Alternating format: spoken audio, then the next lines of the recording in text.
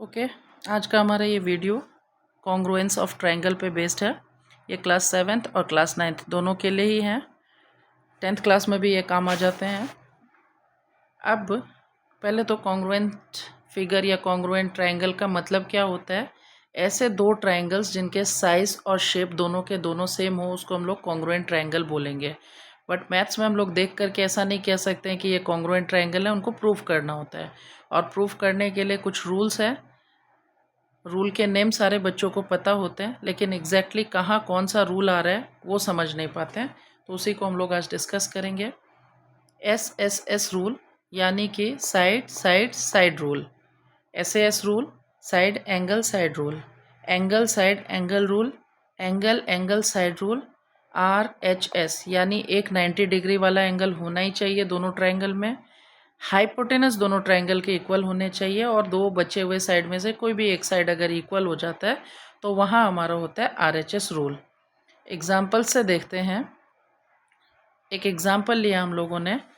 यहाँ मैंने क्वेश्चन पूरे पूरे नहीं लिखे हैं। एग्जाम्पल मान लीजिए मैंने ऐसा लिया है कि PS एक एल्टीट्यूड है।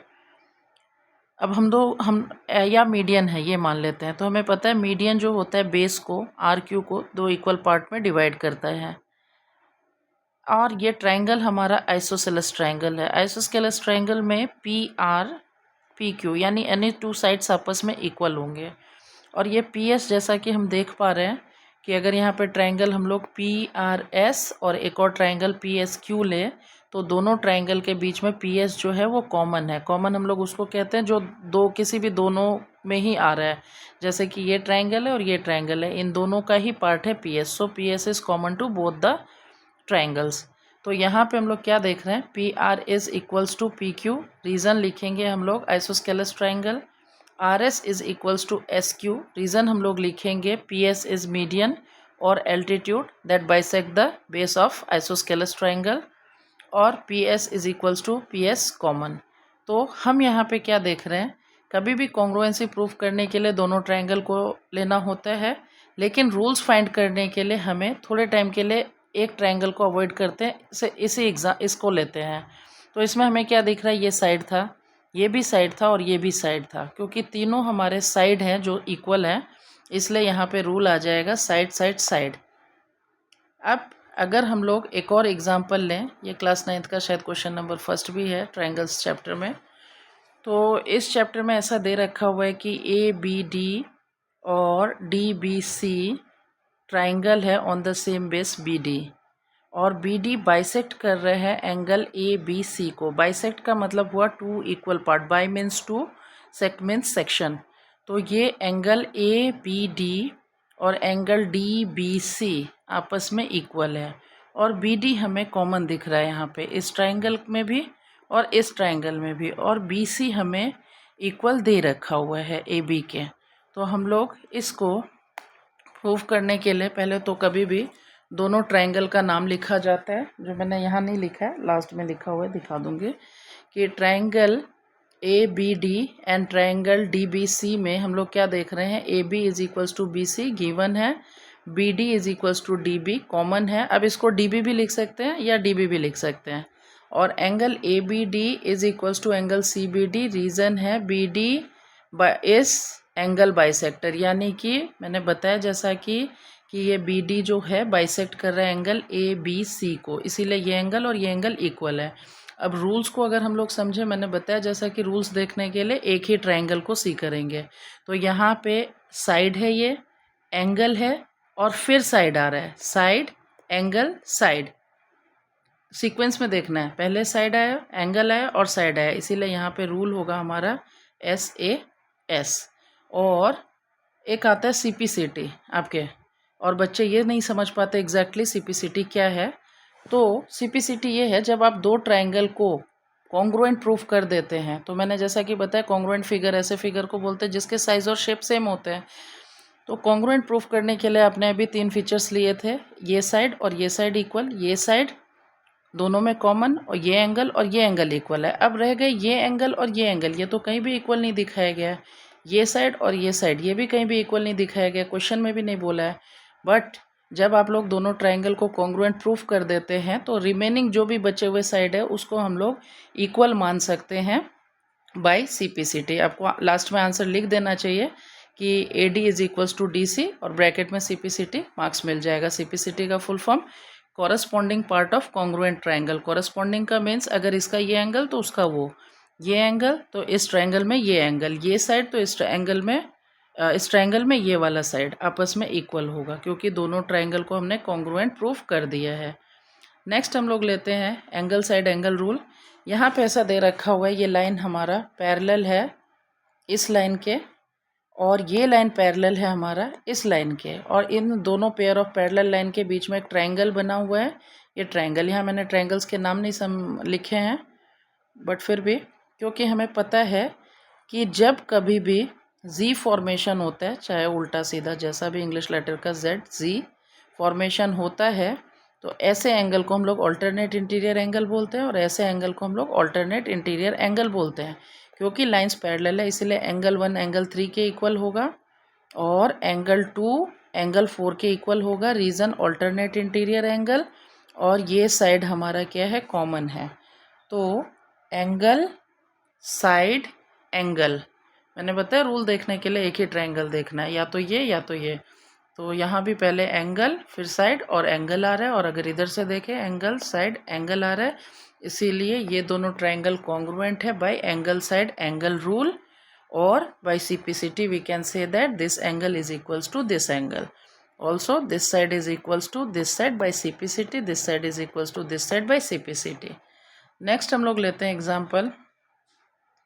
अब 90 डिग्री देखते ही बच्चे मेरे साथ कहने लगते हैं मैम ये RHS रूल होगा, तो ऐसा नहीं है। 90 डिग्री अगर दिख जाए तो वो ज़रूरी नहीं है हमारा RHS रूल हो। कैसे, अभी दिखाती हूँ। यहाँ पे बताया गया था कि CD is equals to AB, and ये प्रूफ करना था यहाँ पे कि DA जो है CB को बाइसेक्ट कर रहा है, यानी कि हमें CO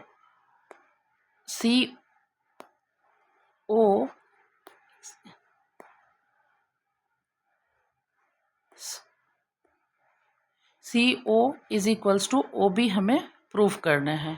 तो उसको प्रूफ करने के लिए पहले इन दोनों ट्रायंगल को कॉन्ग्रुएंट प्रूफ करते हैं, फिर CPCT से BO is equals to CO हम लोग कह सकते हैं।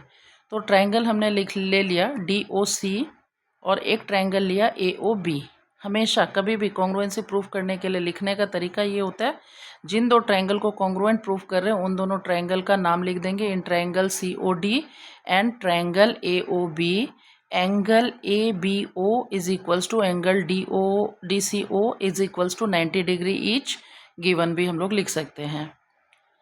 Second point, CD is equals to AB लिखेंगे, रीज़न गिवन, और यहाँ पे कहीं पे भी ये नहीं लिखा है कि OA इक्वल है OD के क्वेश्चन में। तो यहाँ पे हमें दिख रहा है ये एंगल और ये एंगल हमारा वर्टिकली अपोजिट एंगल है। कभी भी X फॉर्मेशन हो रहा है तो वो वर्टिकली अपोजिट एंगल होते हैं, और वर्टिकली अपोजिट एंगल आपस में इक्वल है।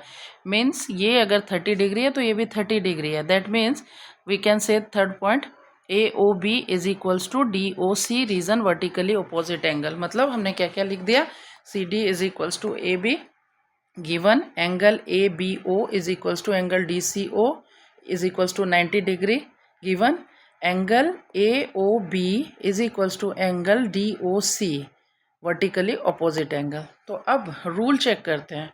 रूल हमने क्या देखा, एंगल फिर से एंगल और फिर साइड आया है, so angle angle side rule, angle angle angle side rule, इसीलिए ये एंगल एंगल साइड रूल है। 90 डिग्री देख करके RHS रूल नहीं लिख करके आना है।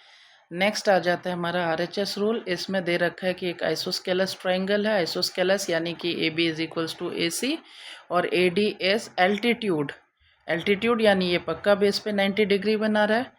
तो हम लोग क्या यहाँ पे in triangle ABD and in triangle ACD क्या दिख रहा है हमें, AB is equals to AC जो कि हाइपोटेनस है। यहाँ पे हाइपोटेनस हम लोग longest side of the triangle को बोलते हैं, या side opposite to 90 degree is called hypotenuse.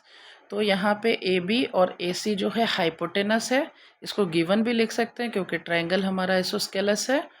Next AD is equals to DA, common है दोनों ट्रायंगल में, and angle DBDA and CDA या ADB and ADC each 90 degree है, बिकॉज AD इज एल्टीट्यूड और एल्टीट्यूड हमेशा बेस पे 90 degree form करता है। तो इस तरीके से हमने देखा कि यहाँ पे रूल कौन सा फॉलो हो रहा है।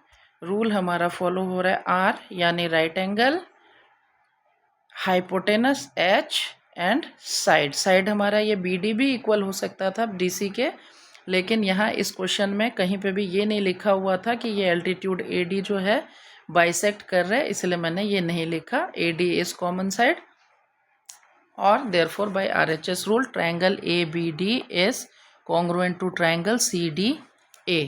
अब हम लोग लिख सकते हैं by CPCT BD is equals to DC, और ये इस तरीके से, यानी कहने का मतलब ये है कि कॉन्ग्रुएंसी में कभी भी हम लोग प्रूफ करते हैं तो लिखने का तरीका ये होता है, 3 स्टेप्स हम लोगों को लिखना ही है। ट्रायंगल दोनों के नाम लिखना है जिनको कॉन्ग्रुएंट प्रूफ करने हैं, और कॉन्ग्रुएंट प्रूफ करने के बाद अगर क्वेश्चन में ऐसा कुछ पूछ लिया है कि शो कीजिए BD is equals to DC, तो क्योंकि दोनों ट्रायंगल कॉन्ग्रुएंट प्रूफ हो गए, लास्ट में हम लोग लिख देंगे BD is equals to DC by CPCT। तो अगर कोई डाउट है आपको कॉन्ग्रुएंसी में तो कमेंट सेक्शन में पुट कीजिए, मैं वापस आपके डाउट को क्लियर करने की कोशिश करूँगी। Thank you.